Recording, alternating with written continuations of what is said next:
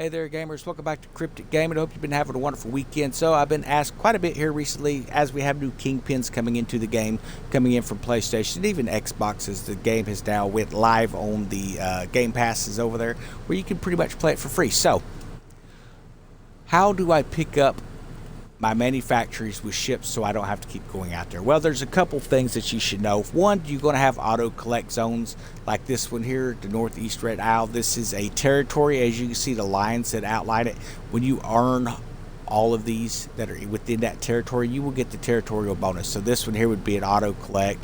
You're going to see some that reduce how much it costs to fund. You're going to see some that give you silver per hour. So like this one here is another auto collect that you can collect automatically. These two up here auto collects. These are the first ones I would make sure that I grab first, guys. And then another one over here for auto collect.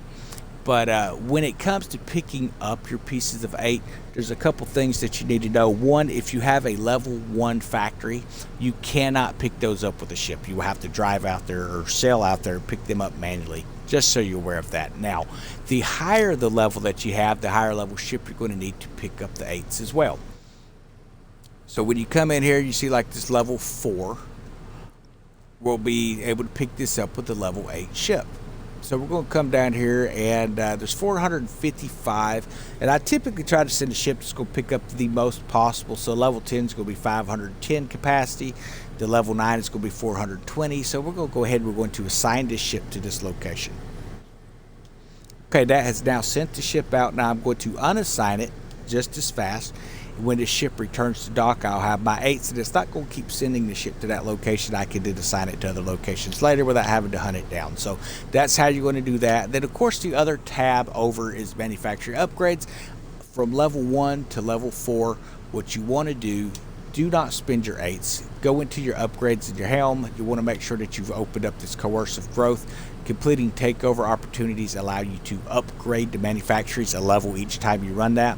So if you already own the factory and you run another takeover, you're going to get 900 pieces of 8. Plus, it's going to take it up a level, all the way up to 4. And then to go from 4 to 5, you got to spend 10,000 pieces of 8. Just so you're aware of that. Now, is it worth going to a level 5? I think it is, and I'm going to show you why. Now, back last season, it was kind of minuscule, the amount, but we're actually seeing now where we're getting a 62% return with our production rates on these things. It was 42, so we've been, increased that another 20%. So yes, it's definitely worth doing that. We're getting quite a few 8s per day now in this thing. So I do recommend that you upgrade that helm and stuff as you go. You don't have to go breakneck speeds and try to just finish it all in a day. It's going to take you a while. Like I say, it took me all of season 1 into the first week of season 2 to finish the upgrades, and I'm still working on getting these to 5s, as you can see. So we got some 4s over here, and then these 4s up here. After that, everything else is 5s. I got 1 4 right here. So yeah, so we're getting there. It's getting there. It's going to take a little bit of time. It's not going to happen overnight.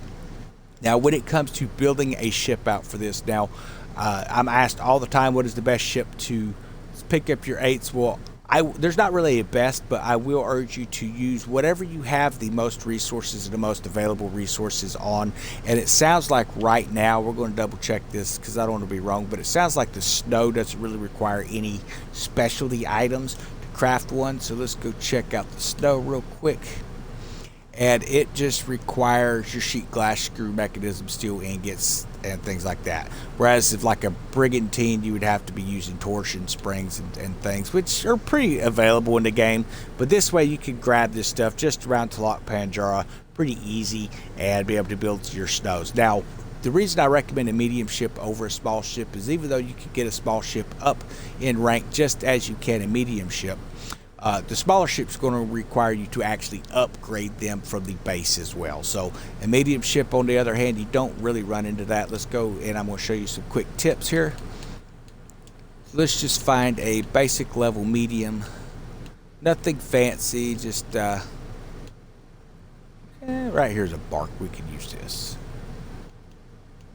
This would be a good example. Okay, so we'll move all of our cargo there just because I don't feel like moving it back from the warehouse. Then we're going to manage our ship. Now, a couple things. If we take off all these weapons, we're going to see this ship is sitting at a base rank. We'll take off our armor as well. And we'll take off our furniture.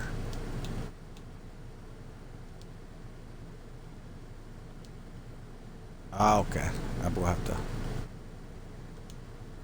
back up here and do that. Okay, so this takes the ship down to a level 4, almost 5. Okay, so the way you want to do this next is, as you're loading your ship out, if you have a lot of spare weapons, as you see, I just had some entry level weapons on it. Well, now I've got a lot of weapons that are got some mild upgrades to them. You know, they have like one spot on it that's an ascended. So what I'm going to do is, I'm not using the Dahakas right now, but I also want to clear up some warehouse space. So what I'm going to do is, I'm going to come in here and I'm going to set up some weapons that I'm not really using at the moment. I'm not losing my weapons. All I'm doing is moving them from a warehouse, putting it on a ship, and I can always go back and pick these things up later. So I'm going to set us an ash breaker on there. Let's see. We'll go ahead and put, I'll keep the eye of heaven out. We can go ahead and throw any old thing on here. So let's go ahead and put a crouching tiger on it. Okay, so that now has us to a 7, going toward an 8. Now, if you've been playing the game a little while and you've reached Kingpin, you probably have a ton of these Royal Custodians laying around. So assign it to your ship. That now took us to a level 8. Then, of course, furniture, any old furniture.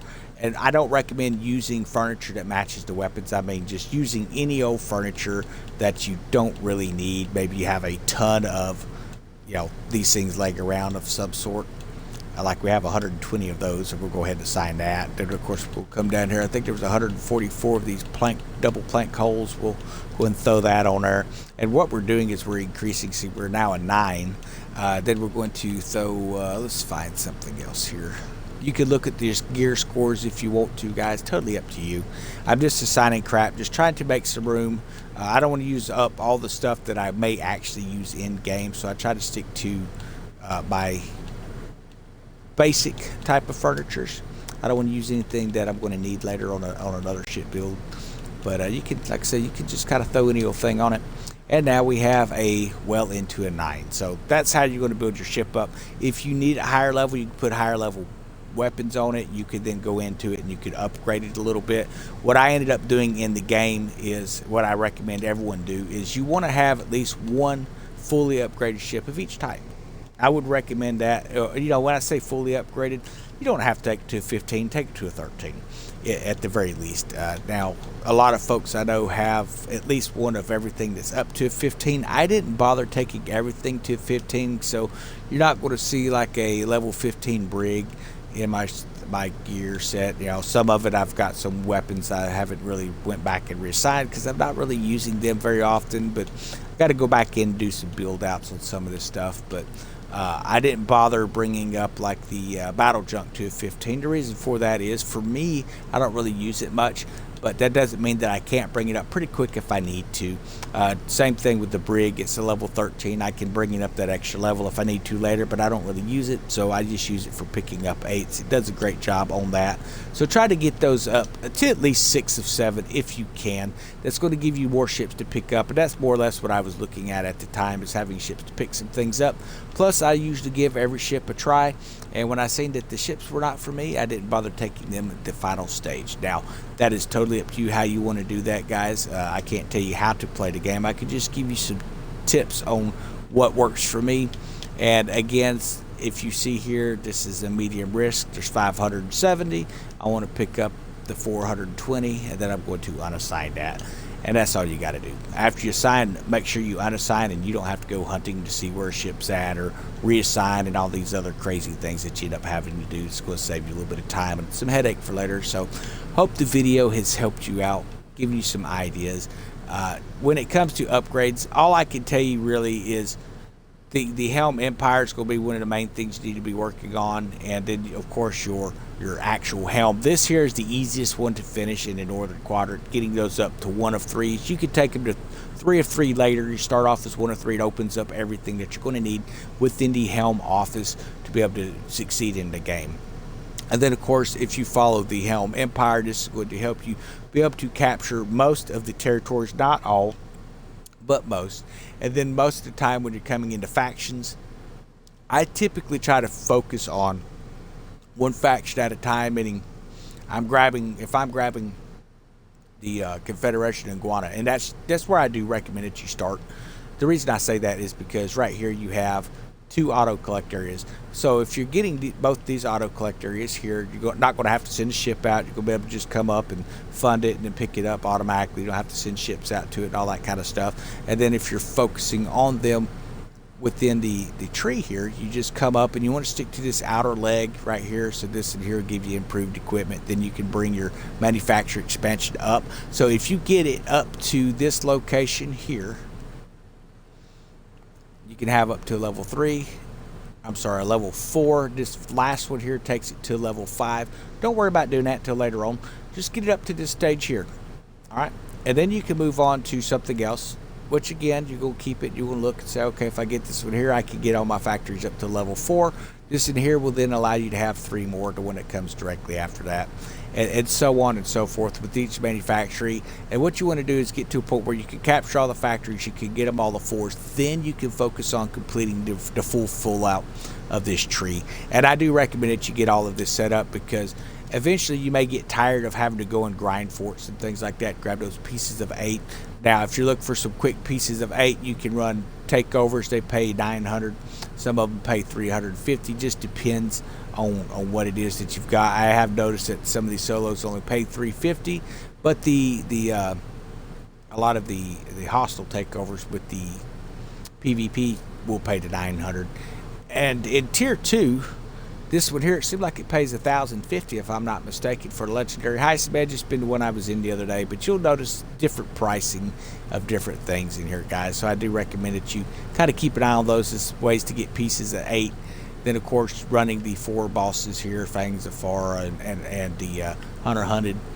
Then, of course, the Treacherous turn up here, and then Show of Strength comes down here. And it is there, even if you can't see it on the map. I'm not sure why it doesn't show up sometimes, but it's still there. And you can run those, running the Blood Drunk, all these bosses and stuff like that. These are going to give you pieces of 8 as well. And that's really just kind of grinding that stuff out. Now, if you have access to World Tier 2, if not, keep following the storyline, and you will eventually get to World Tier 2, and you will get access to this Mega Fort Wolvenhall, and you will be able to grind it. It pays out with all stages. I believe it's 5,000 pieces 8, while it is a bit of a grind compared to just going around hitting these. You can do those and earn quite a bit more in the time it runs one of these, mainly because if you're in here with a good crew who knows what they're doing, you can run this Wolvenhall in like 6 to 8 minutes.